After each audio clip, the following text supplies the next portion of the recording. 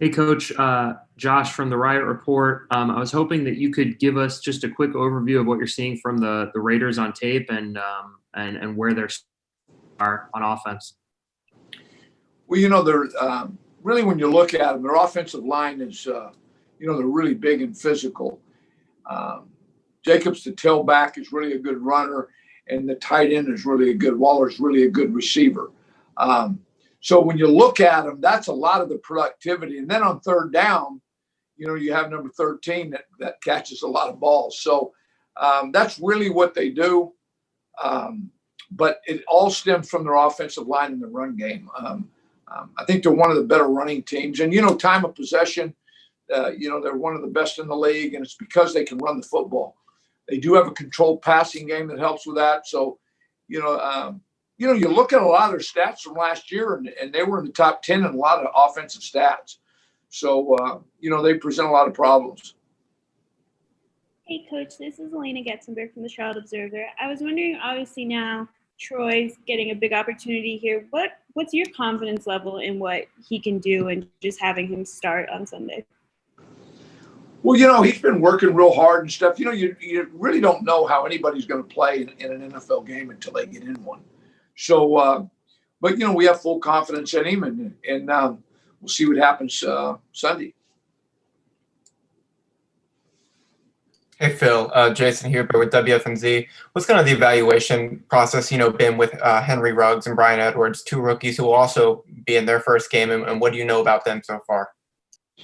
Well, they're both really talented. And so, again, with the rookies, it's, a lot of these guys, the high draft picks are really talented. How they'll play in their first NFL game, we'll just have to wait and see. But, they can run, and so, they'll present problems, just like our rookies will present problems to their offense that are going to start on defense. So I'm looking forward to really to see how all the rookies play at the end of it.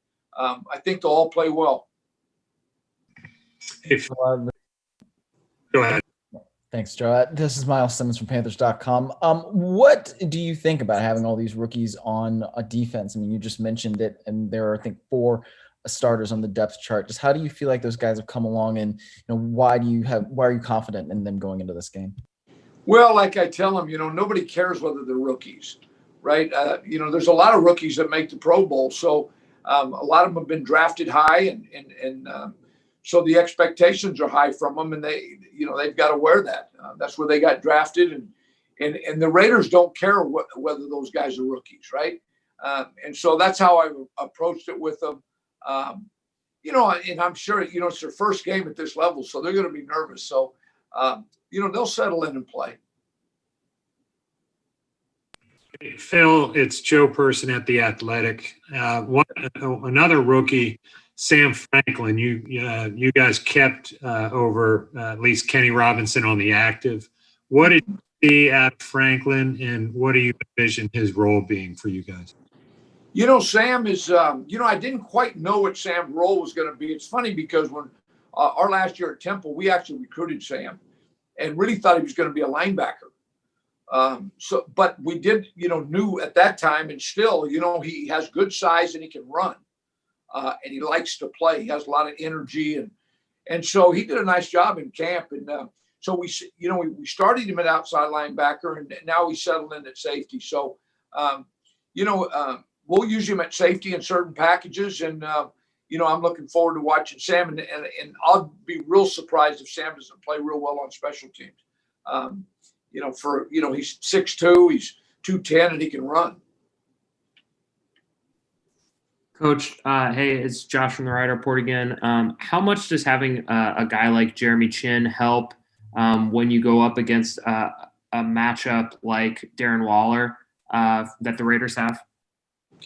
Well, it's one of the reasons why we recruited Jeremy to match up with some of the tight ends in the NFL. When you look at the tight end position in the NFL, there's a lot of guys that can really run for their size, and Waller's one of them. So, they also have 2 or 3 other really good tight ends. So, and Coach Gruden will use all those tight ends. He has a package out of 13 and some other stuff that he'll use all those tight ends. So to have a guy like Jeremy will be a huge asset going forward.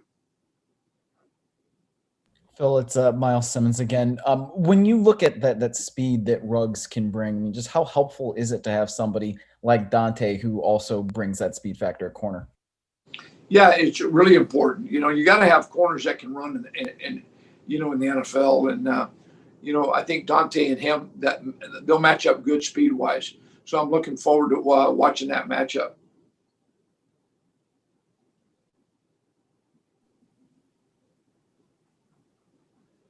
You guys have any more questions for Coach Snow?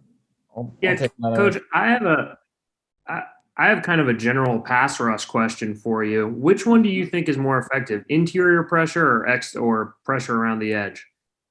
Well, when you look at the National Football League now, the way people are getting rid of the football, between 2-3 and 2-6, it's really important to push the pocket inside. Even the great pass rushers outside need that push inside, so the quarterback can't step up. So it's really important to get in the paint and get around the quarterback in his face. And so right now, I think that's a little bit more important than having now, when you have a dominant edge rusher, they're invaluable, but you still need that push inside for them to be successful. So it's a combination of both, but we need that push inside. Phil, what have you thought about Derek Brown just generally, and how have you seen Kawan Short help him in his progression? Well, Derek is just a big man. When you see him up next to 300-pound guys, he's big. So he's powerful, and he should be a real asset inside. And it's invaluable to have a guy like KK that works with him every day. As a rookie, you can't ask for any more than that. So it's been a good relationship. Phil, what will your rotation look like behind those two guys? Behind the tackles? Yes, sir. Kerr will play inside, and he's got some wiggle to him, and he's over 300 pounds. And then Bravion Roy will play inside. So primarily you'll see those four inside. How about your edge rotation? Excuse me? Same question about your edge rotation.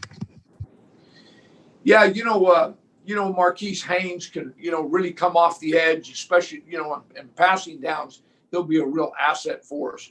And then, you have Stephen Weatherly and Etor and Burns. So, between the four of them, they'll handle the end position. Phil, what is Tahir Whitehead? What's he brought to the team so far? He's named the captain, and particularly with this game, having experience with the Raiders, how much has he helped? Well, he's a pro. He's been around a long time. He goes about his business like a pro, and he's been a pleasure to be around, and especially for all the young players. It's something that can, look at and see how to be a pro, and he's really helped our young players.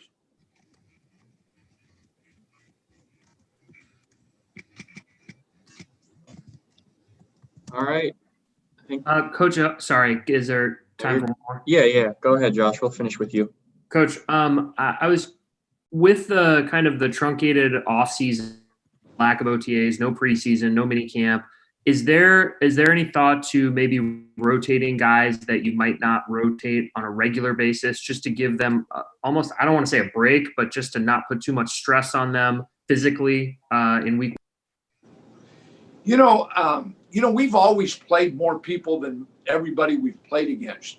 I think it's important that, as you go through a 16-game schedule, if you're playing, 68 snaps a game, and that's the average in our league, you add all those up and you're playing, 8,000-9,000 snaps. And, I think if you really want guys to play well and fresh, you've got to rotate. So I think you'll see us play, and not because of what we've gone through over the last, 5 to 6 months, but it's just philosophically what we do.